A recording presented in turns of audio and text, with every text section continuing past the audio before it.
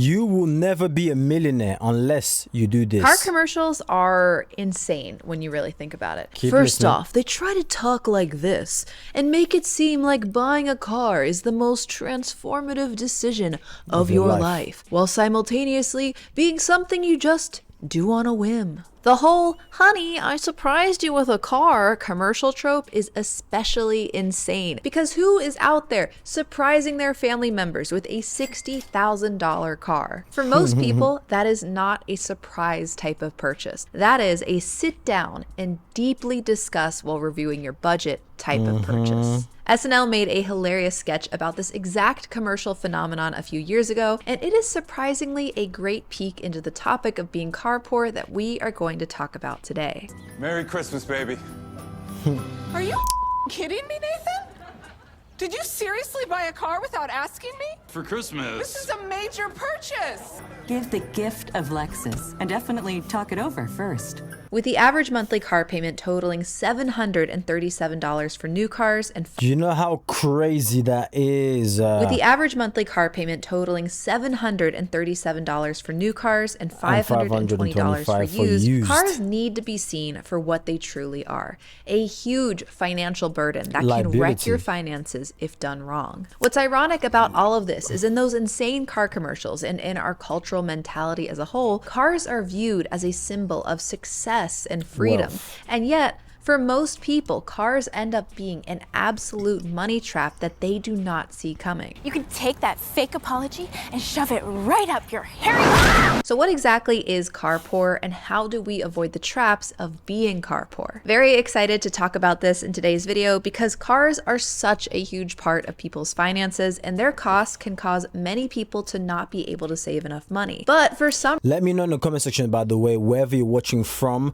if this is going rampage around youth or the young people, because in London, whew, young people now financing, leasing cars, it's like drinking water. reason, I feel like they do not get enough attention. You know, we hear a lot about daily lattes or avocado toast, but we seem to ignore these big ticket items in the conversation. Things like cars, which we're talking about today, and things like buying a house, which is something that I covered in one of my recent videos on being house poor. Go check out that video after you watch this one, by the way. There's been some really great conversations in the comment section on that video. And if you want to keep up with all my videos about money and media and culture, be sure to hit that subscribe button to keep up. I'm also coming out with a newsletter this month that dives more into topics around money and culture. I'm very, very excited about it. I think you guys are really gonna like it, especially if you like these videos. So go to my description box for more information on how to subscribe to that. Okay, so first off, the definition of being car poor is spending beyond one's means on a car. That might look like owing more on an auto loan than the car is even worth, or paying more for your car than your income is worth, or it can just mean that yes, you can technically pay off your car every month, but it is leaving you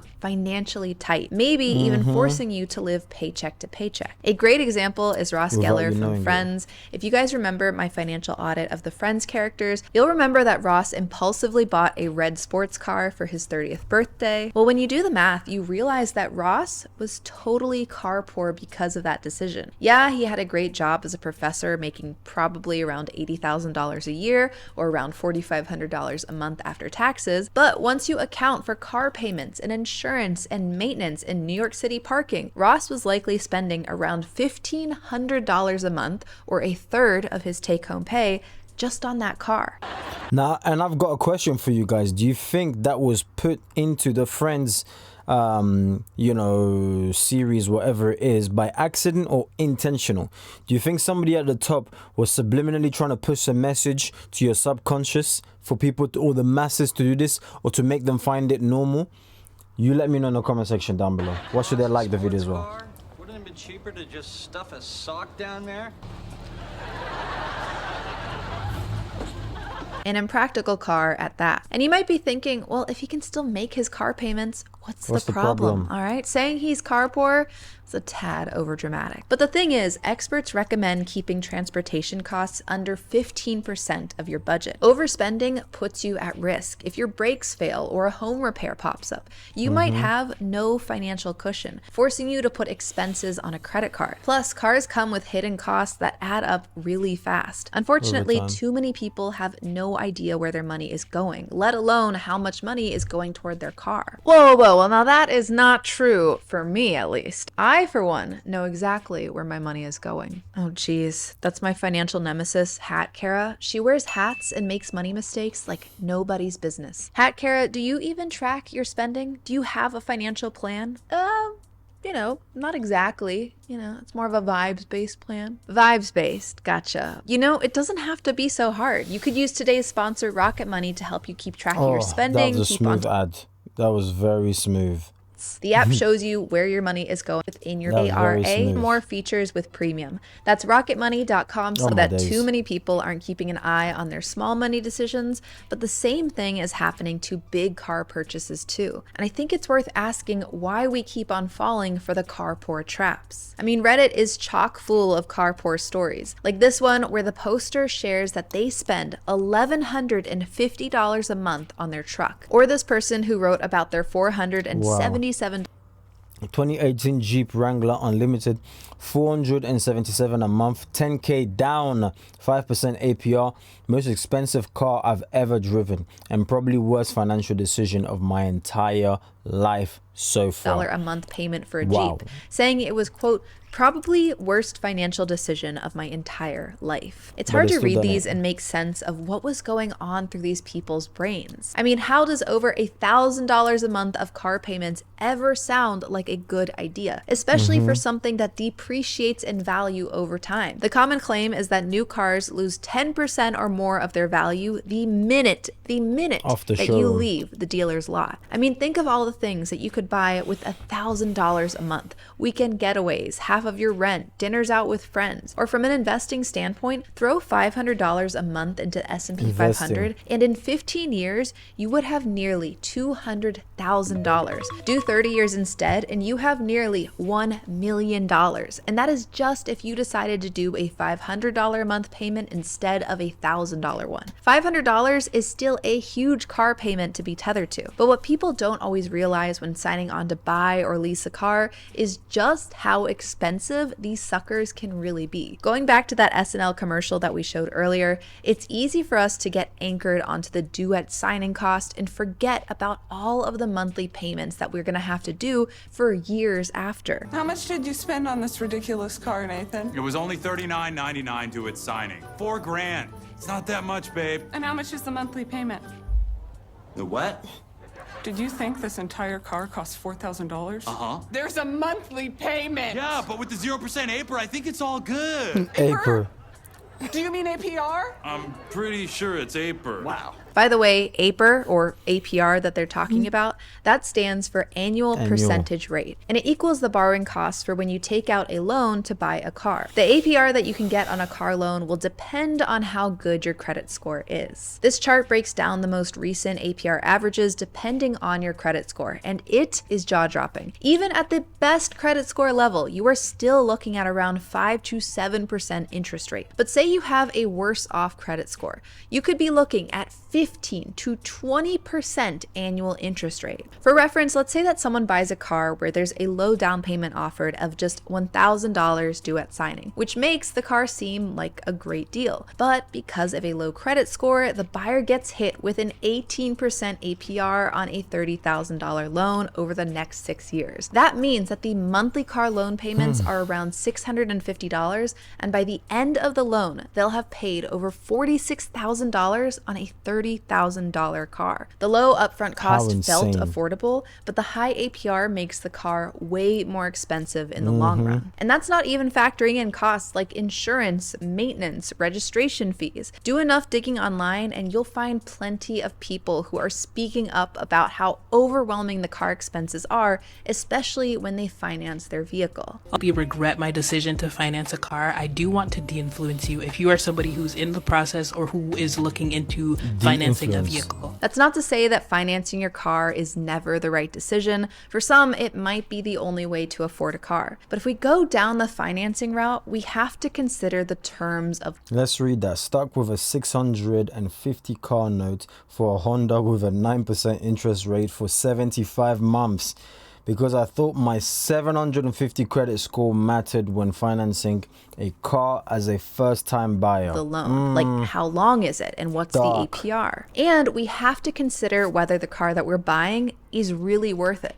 especially if the loan is worth more than the car, which happens way more than you would think. According to the Washington Post, nearly 1 in 4 consumers owe more on such loans than the vehicle is worth. At the same time, the average new car price is nearing $50,000. If you were to stick to the recommendation of keeping transportation costs under 15% of your budget, you would have to be making at least $100,000 to afford a $50,000 car. And most people are not making that amount. So why is this happening? What is going on? Well, there are some post-pandemic supply chain issues that caused the price hikes for a while. One of the biggest reasons that I could find when I was researching this was that people just want more expensive cars these days. And I think a huge element of that is genius marketing, plus keeping up with the Joneses culture. As Newsweek reported, quote, manufacturers cite disappointing sales results as primary reasons for discontinuing smaller, more affordable vehicles from their lineup. Car buyers' preferences have also shifted dramatically to larger trucks and SUVs in the past 10 years or so, and even more toward high-tech and comfort amenities. So if wanting bigger and better cars is a large influence on people becoming car poor, let's talk about the marketing. As I said earlier, there are too many car commercials to count, and even things that don't look like car commercials, they are often secret car commercials. Anyone remember that car chase scene from the Barbie movie where the Chevrolet car rolls up and it literally looks like they copy and It's an pasted ad. it straight from a TV commercial? Product placement right there.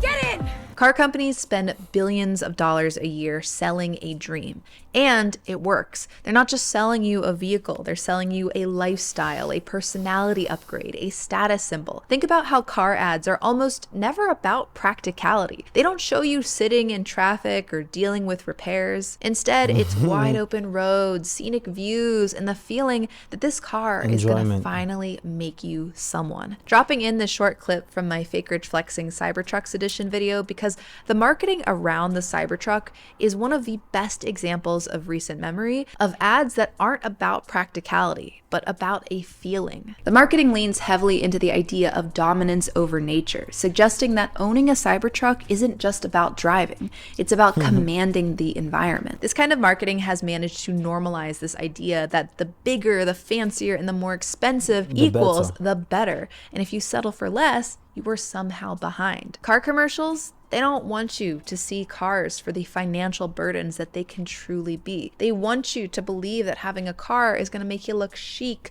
or cool or tough or desirable or successful. And they don't want you to just want their cars. They want you Desire. to need their cars. The That's where they trap you.